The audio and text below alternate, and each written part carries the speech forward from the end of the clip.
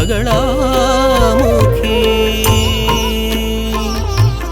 మంగళరూపిణి బగళాముఖి మంగళకారణి బగళాముఖి మంగళదాయని బగళాముఖి మంగళం మంగళం బగళాముఖి.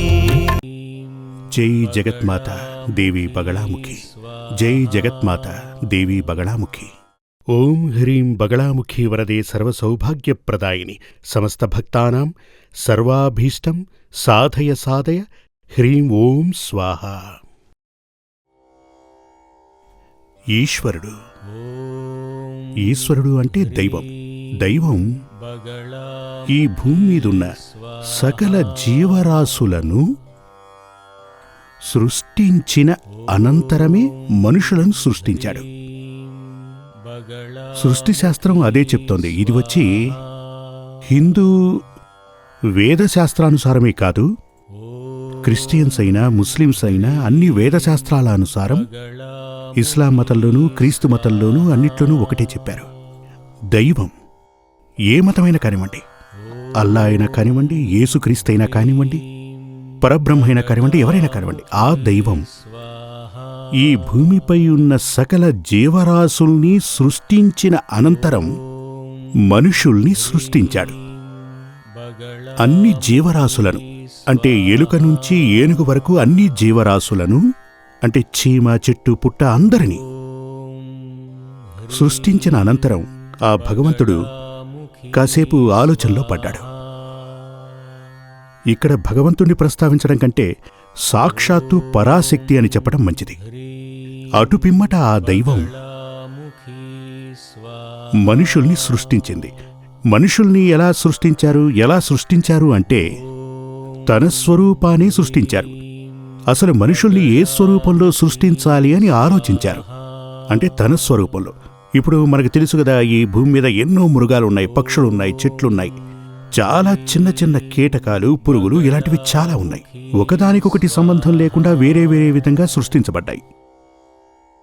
అప్పుడు చిట్ట చివరిగా ఏ ఆకారంలో మనిషిని సృష్టించాలి అలా అని ఆలోచిస్తూ ఉండగా ఆ భగవంతునికి ఒక ఆలోచన వచ్చింది.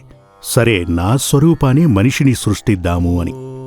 ఆ విధంగా మనిషిని భగవంతుడు అంటే ఈశ్వరుడు తన స్వరూపాన్ని సృష్టించాడు. అందుచేతనే దేవతలందరికీ కూడా మనుషులకు మళ్ళే చిత్రపటాలు ఏర్పాటు చేయటం జరిగింది. ఆ విధంగా దేవతలు మనుషుల్ని తమ స్వరూపంలో సృష్టించిన అనంతరం తనకు ప్రసాదించిన ప్రాణాన్ని ఒక అద్భుతమైన శక్తిగా మలిచారు. ఒక ప్రత్యేకమైన శక్తి. దీనినే మనం ఆత్మ అంటుంటాం. అంటే మనిషిలో ఉన్నటువంటి ప్రాణాన్ని ఆత్మ అని పిలుస్తారు. ఇప్పుడు చూడండి, మన భూమిలో ఉన్న జీవరాశులు, పశువులు, పక్షులు చనిపోయిన తరువాత వాటికంటూ ఒక ఆత్మ ఉంటుందని మనమెవరం మాట్లాడుకోం. ఇప్పుడు ఉదాహరణకి మన ఇంట్లో ఉన్న ఒక పశువు చనిపోయిందనుకోండి, ఇప్పుడు మనం గోపూజ చాలా పవర్ఫుల్గా అనకూడదు, నమ్మకంతో, చాలా నమ్మకంతో చేస్తుంటాం కదూ. హిందూ శాస్త్రానుసారం ముక్కోటి దేవతలు స్థిర నివాసం ఏర్పాటు చేసుకున్న ఒకే ఒక జంతువు గోవు, పశువు. ఆ పశువు ఒకరోజు మనం ప్రేమగా చూస్తున్న ఆ పశువు, ఎంతో నమ్మకంగా పూజిస్తున్న ఆ పశువు మరణించిందనుకోండి. మనం ఆ పశువు మరణించిన తిథిని, నక్షత్రాన్ని పట్టుకుని ఏదైనా పూజల్లాంటివి చేయిస్తూ ఉంటామా? లేదు కదా. అదేవిధంగా ఇంట్లో ఒక ఏనుగుని పెంచుకుంటున్నాం అనుకోండి. ఒకవేళ ఆ ఏనుగే మరణించిందనుకోండి, ఇటువంటి ఏదేని మృగమైనా మన ఇంట్లో ప్రేమగా అభిమానంగా పెంచుకున్నది మరణించింది అంటే దాని ఆత్మశాంతి కోసం ఎవరూ ఏదీ చేయట్లేదు. ఎందుకంటే దానికి ప్రాణం ఉందన్న సంగతి మనకు తెలుసు. మరణించాక ఆ ప్రాణం పోయింది, అది ఏటో వెళ్ళిపోయింది.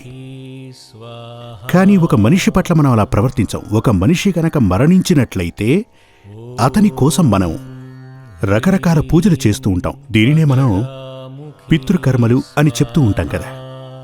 మనిషి మరణించాక చేసే పలు రకాల కర్మలు, వీటిని మనం తీర్చుకుంటూ ఉంటాం కదా. ఇవన్నీ మనుషులకు మాత్రమే ఎందుకు చేస్తారు అంటే, మనుషులకి ఉన్నటువంటి ఆ ప్రాణానికి ఒక ప్రత్యేకమైన శక్తి ఉంది. అవన్నీ ఈశ్వరాంశలే అయినా ప్రాణాలకు ఈశ్వరాంశ ఉన్నప్పటికీ వాటికి ప్రత్యేకమైన శక్తి ఉంటుంది. ఆ కారణం చేతనే ప్రాణాలని మన అందరం కూడా ఆత్మలు అంటూ ఉంటాం. మిగిలిన జీవరాశులన్నీ కూడా నా ఉద్దేశంలో ఆత్మలే అయినప్పటికీ అనేక జన్మల అనంతరం చెట్టు, పుట్ట, పురుగు, పాము ఇలాంటి రకరకాల జన్మలు ఎత్తి ఎత్తి ఎత్తి చిట్ట చివరికి ఒక మనిషి జన్మను పొందుతాయి. ఈ మనుషుల్ని భగవంతుడు ఎందుకు సృష్టించాడు అంటే తనని అంటే ఈశ్వరుణ్ణి ఆరాధించడం కోసం. దానికి నేనొక ఉదాహరణ చెప్తాను. ఇప్పుడు మీకొచ్చి ఒక చాలా పెద్ద తోట ఉంది. వరి, గోధుమ, బియ్యం ఇవన్నీ పండే ఒక మంచి తోట ఉందనుకోండి. ఆ తోపులోకి వెళ్ళి మీరు పని చెయ్యరు కదా. అంటే మీకొక మంచి అక్కడ మేకలు, గొర్రెలు, ఆవులు చాలా ఉంటాయి. వాటన్నింటికీ ఒక మంచి కాపలాదారుడు కావాలి. అతను మంచి పనివాడై కూడా ఉండాలి. అతను చెమటోర్చి బాగా కష్టపడి అక్కడ పంటను పండించి తీసుకొచ్చి మీకు ఇవ్వాలి. అందుకని మీరు ఏం చేస్తుంటారు? మంచివాణ్ణి చూసి కష్టపడే లక్షణమున్నవాణ్ణి ఎంచుకుని మీరక్కడ పనిలో పెట్టి మీ పనులు చేయించుకుంటుంటారు కదా. తోటనే కాదు, పెద్ద కంపెనీ ఉన్నవాళ్ళు, పెద్ద పెద్ద ఫ్యాక్టరీలు ఉన్నవాళ్ళు కూడా అలాగే చేస్తారు. అదేవిధంగా ఈ లోకం అని చెప్పుకునేది, ఈ భూమి అని చెప్పుకునేది కూడా ఈశ్వరుని యొక్క ఉద్యానవనం, ఆ భగవంతుని తోట. ఇక్కడ పని పాట చేయడం కోసం ఈశ్వరుడు మనల్ని సృష్టించాడు. మనం ఇక్కడ చేసేటువంటి కర్మలు, పూజలు, యాగాలు ఇటువంటివన్నీ కూడా ఆ భగవంతునికి ప్రత్యేకమైన శక్తిని ఆపాదిస్తాయి. మనమిక్కడ యాగాలు, పూజలు లాంటివి చేయకపోతే ఆ భగవంతునికి చైతన్యం అనేదే ఉండదు. అంటే ఏమిటంటే, ఇప్పుడు ఫ్యాక్టరీలో పనివాడను మనం పెట్టుకుంటాం కదా, దాని ఉద్దేశం రేపతను నా స్థానానికి వచ్చి యజమాని కావటానికి కాదు. నా సొంత తోపులో ఒక పనివాణ్ణి నేను పెట్టుకున్నది ఎందుకు అంటే, వాడు రేపు మా ఇంటికొచ్చి నాలాగా మారటానికి కానే కాదు. దీనిని ఎందుకు చెప్తున్నాను అంటే, చాలామంది ఆచార్యులు ఏం చెప్తుంటారంటే, నువ్వే పరబ్రహ్మగా మారిపో అని చెప్తూ ఉంటారు. నీవే అలా రూపాంతరం చెందు అని చెప్తారు. కొంతమంది హిందూ మతంలో ఇప్పుడున్న కొంతమంది ఆచార్యులు ఏం చెప్తుంటారంటే, నా ఉద్దేశంలో భగవద్గీత చదువుకున్నవాళ్ళు, ఉపనిషత్తులను పఠించిన వాళ్ళు, వీళ్ళందరూ చెప్తున్నది ఏమిటయ్యా అంటే, నువ్వే పరబ్రహ్మగా మారిపో అని. ఇది ఎన్నటికీ జరగని విషయం. సప్త ఋషులు కూడా పరబ్రహ్మ కావటం జరగలేదు. ఇప్పటికీ వాళ్ళు ఋషులుగానే మిగిలిపోయారు. ఇక మిగిలిన మతాలు ఏం చెప్తుంటాయంటే, నువ్వు స్వర్గానికి వెళ్ళిపో అని, స్వర్గానికి వెళ్ళిపో అని. అన్ని మతాలు చెప్తున్నది ఒక్కటే. అన్ని మతాల సారము ఒక్కటే. నా ఉద్దేశం అది ఏమిటంటే, పాపం చెయ్యకు, పుణ్యం చెయ్యి. పాపం గనక చేస్తే నీ ఆత్మ నరకానికి వెళుతుంది అని, పుణ్యం చేస్తే నీ ఆత్మ స్వర్గానికి వెళుతుంది అని చెప్తారు. ఇది అతి పురాతన కాలంగా ఉండి ఇప్పటికీ ఉంటున్న మన హిందూ మతం పాపం అంటే ఏమిటి? అతనికి అంటే మరో జీవికి, మనుషులకనే కాదు ఇతర ప్రాణులకు దుఃఖానికి, బాధకు కారణమైన ప్రవర్తన ఏది మనలో ఉన్నా, వారికి బాధ కలిగించే పని మనం ఏది చేసినా అది పాపమే. కాని అదే సమయంలో ఆ చేసేటువంటి పని ఎందుకు చేశాము అన్న విషయం మీదే ఆ పాప భారం ఉంటుంది. ఉదాహరణకు, హత్య చేయటం మహాపాపం కదూ.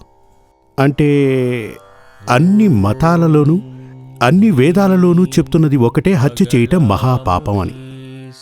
కాని పరమద్రోహి అయినటువంటి ఒకడు ఒక దేశాన్నే నాశనం చెయ్యాలనుకుంటున్న ఒకడు, అటువంటి వాణ్ణి హత్య చేస్తే అది పాపం కాదు, అది పుణ్యమే. ఇలా దుష్ట సంహారాన్ని చేయటం కోసమే సకల దేవతలు, సకల అవతారాలు ఎత్తారు. పరాశక్తి అయినా విష్ణు భగవంతుడైనా కూడా దశావతారాలు ఎత్తింది కూడా అందుకే కదా. అటువంటి తప్పు కాదు. ఇప్పుడు మనం చేసేటువంటి పాపం, ఆ పాపానికి కూడా అసలు ఎందుకు ఆ పాపం చేయవలసి వచ్చింది అనే విషయం చూడాలి. అసలు ఆ పాపం ఎందుకు చేయవలసి వచ్చింది, ఎందుకు చేయాల్సి వచ్చింది, ఈ విషయాన్ని దృష్టిలో ఉంచుకునే ఆ పాపం వెయిట్ చూస్తారు. అది పెద్ద పాపమా లేక చిన్న పాపమా అని తెలుస్తుంది. ఏది ఏమైనప్పటికీ పాపం గనక చేస్తే దండన ఉంటుంది. కానీ ఆ దండన ఎలా ఇస్తారు? దండన ఎలా ఇస్తారంటే అసలు ఆ విషయం ఎందుకు జరిగింది దాన్ని బట్టే దండన విధిస్తారు. కానీ నాకు భయంకరమైన ఆకలి నేను తట్టుకోలేకపోతున్నాను. అందరి ఇళ్లకు వెళ్ళి నేను భిక్ష యాచించాను, ఎవరూ కూడా నాకు భిక్ష వెయ్యలేదు. అటువంటప్పుడు వేరేవాడి చెట్టు కొమ్మ నుంచి ఒక పండు నేను లాక్కొని తింటే అది నేను చేసిన పాపం కాదు. ఇప్పుడు ఒక తప్పు జరిగిపోయాక అసలు ఎందుకు చేయాల్సి వచ్చింది? ఇప్పుడు మన కోర్టులు కూడా అంతే. ఒక తప్పు జరిగిపోతే, ఒక తప్పు గనక జరిగిపోతే ఆ తప్పు చేయాల్సిన అవసరం అతనికి ఎందుకు వచ్చిందో తెలుసుకున్న తర్వాతే, అంటే విచారణ జరిపిన తర్వాతే అతనికి దండన విధిస్తారు. ఇదే విధంగా ఈశ్వరుడు మనల్ని సృష్టిస్తున్నప్పుడు ఎందుకు సృష్టించాడు అంటే మనం భగవంతుడైన ఈశ్వరుణ్ణి మనం ఆరాధించడం కోసం.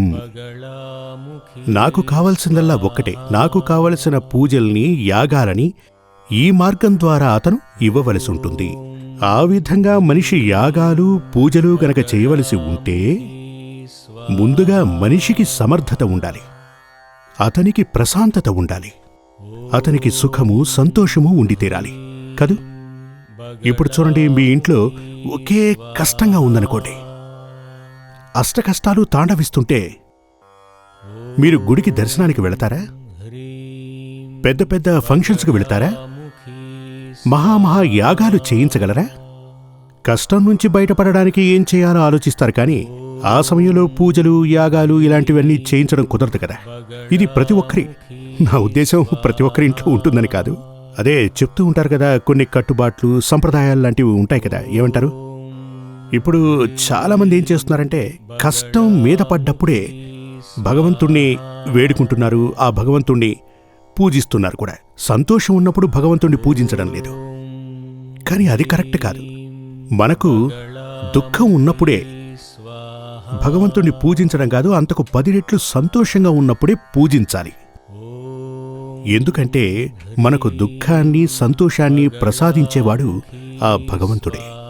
భగవంతునికి తెలియకుండా మన జీవితంలో ఏది జరగదంటే, తోటలో పనిచేసేవాడు ఏమి తినాలన్నా ఈ ఓనరే అతనికి జీతం ఇవ్వాలి. మంచి భోజనం పెట్టడం, మంచి బట్టలు ఇవ్వటం, ఏదైనా పండగ రోజుల్లో అతనికి బట్టలు పెట్టడం లాంటివి కూడా చేయాలి. అతను గనక బాగా పనిచేస్తే యజమాని సంతోషించి అతనికి ఇంకా మేలు చేయాలని చూస్తాడు కదా. ఈశ్వరుడు నీతిమంతుడు. సాధారణమైన మనుషుల్లాగా మంచిది చేసినా చూసి చూడనట్టు ఉండడు. ఖచ్చితంగా మనకు మంచే చేస్తాడు. అప్పుడు అన్నీ ఉన్నప్పుడు ఇతను మంచిగా బ్రతుకుతాడు, అన్ని విధాలుగా నన్ను ఆరాధిస్తాడు, యాగాలు, పూజలు అన్నీ చేస్తాడు. అలా ఉన్నప్పుడు, అలా జరగాలి అంటే ఈ మనుషులు ఎలా ఉండాలి? మంచిగా ఉండాలి, సంతోషంగా కూడా ఉండాలి. అలా అతను సంతోషంగా ఉండాలి అంటే ఇతనికి జన్మ లభించిందే తన పూర్వజన్మ కర్మల పాపపుణ్యాలను లెక్కగట్టే ఇతను మళ్లీ మళ్లీ ఇలా జన్మించడం జరిగింది. అప్పుడు అతనికి కష్టనష్టాలంటూ ఉండాలి. ఈ కష్టనష్టాల ఊబిలోంచి ఇతను బయటికి రావలసి ఉంటుంది. దానికి ఏమిటి దారి? భగవంతుడు కాసేపు ఆలోచనలో పడ్డాడు. దీనినే శివపార్వతుల సంవాదం అంటారు. అలా అని శివపురాణంలో ఓ భాగం ఉంది. అందులో ఉన్న విషయాల్ని నేనిప్పుడు మీకు చెప్తున్నాను. ఆ గ్రంథంలో ఉన్నదాన్ని అలాగే చెప్పకుండా సాధారణంగా మీకర్థమయ్యేలా చెప్తున్నాను. అదే నేను చేస్తున్న ప్రయత్నం. శివుడు, పార్వతి మాట్లాడుకున్నారు. అదే శివపార్వతీ సంవాదం. అందులో భగవంతుడు చెప్పాడు, మహాదేవుడు పార్వతీదేవితోటి ఆవిడడిగిన ప్రశ్నలకు సమాధానం చెప్తున్నాడు. మరి మనిషికి కష్టనష్టాలు రాకుండా ఉండాలి అంటే ఏం చేయాలి? అందుకే అతనికో మార్గం చూపుతున్నాను అన్నాడు. వేదశాస్త్రానుసారం ఓ మార్గాన్నే ఆయన చూపించారు. మీకున్న కష్టనష్టాలు, రేపు ఏం జరగబోతోంది, అది మనిషికి తెలియటం కోసం ముందుగానే అతనికో మార్గం చూపాను అన్నాడు. దేవి అడిగింది, ఏమిటా మార్గం అని. అదే జ్యోతిష్యం అన్నాడు. అర్థమైందా? అదే జ్యోతిష్యం. ఇప్పుడు కొత్తగా మీరు డ్రైవర్ని పెట్టుకున్నారు. అతనొచ్చి మీ దగ్గర పనిలో చేరాడు. మీరొక దగ్గరికి వెళ్ళిరమ్మని అతనికి చెప్పారు. అతనికా దారి తెలీదు. అప్పుడు అతను చదువుకున్నవాడే, బుద్ధి ఉన్నవాడే. అప్పుడు మీరు అతనికి ఏమిస్తారు? ఒక రూట్ మ్యాప్ని అతనికిస్తారు కదూ. ఒకటి చెప్తారు లేదా రూట్ మ్యాప్ ఇస్తారు, అంతే కదా. ఇదిగో ఇలా వెడితే నువ్వు అక్కడికి వెళతావు అంటూ అడ్రస్ అతనికిస్తారు. ఆ అడ్రస్లో ఓ గొంతుంది, ఓ మిట్టుంది, లేదా ఒక ట్రాన్స్ఫార్మ్ ఉందని చెప్తారు. లేదా అక్కడ రోడ్డు చాలా రఫ్గా ఉంటుంది, చాలా దారుణంగా ఉంటుంది. ఇవన్నీ మీరు అతనికి చెప్తారు కదా. ఆ దారిలో మాత్రం నువ్వు చాలా జాగ్రత్తగా వెళ్ళాలని, అటెళితే ట్రాఫిక్ చాలా ఎక్కువగా ఉంటుంది గనక నువ్వు ఈ దారిలో వెడితే మంచిదని చెప్తారు కదా మీరు. అలా ఎందుకు చేస్తారు? అతను సుఖంగా స్మూత్గా మీరనుకున్న గమ్యానికి వచ్చి చేరాలని కదూ. అదేవిధంగా మన జీవితంలో, మీ జీవితంలో సుఖదుఖాలు తారసపడ్డప్పుడు ఆ దోషాల నుంచి బయటపడ్డం కోసమే ఆ ఈశ్వరుడు మనకందించిన వరదానమే ఈ జ్యోతిష్యం. ఇది హిందువులకు మాత్రమే కాదు, యావత్ మానవ జాతి కోసం. అర్థమైందిగా? మనుషుల కోసం. ఇక్కడ హిందువులని, ముస్లింలని, క్రైస్తవులని భేదభావాలుండవు. మనుషులందరి కోసం ఆ ఈశ్వరుడు అందించిందే జ్యోతిష్యం. జై జగత్మాత దేవి బగళాముఖి. శ్రీ సూర్యమంగళం అద్వైత వేద విద్యాపీఠంలో తాంత్రిక పూజల్లో సిద్ధహస్తులైన ఎందరో ఆచార్యులు అమావాస్య, పౌర్ణమి రోజుల్లో ప్రత్యేక యాగాలు నిర్వహిస్తారు.